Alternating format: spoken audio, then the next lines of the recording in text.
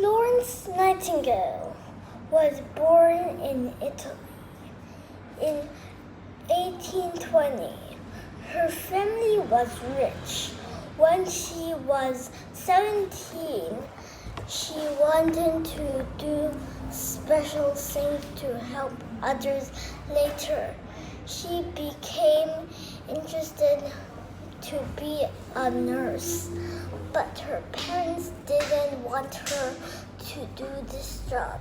She was disappointed because her family did not support her.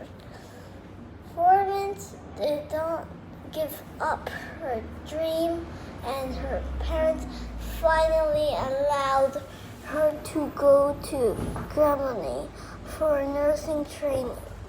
In 1854, war broke out in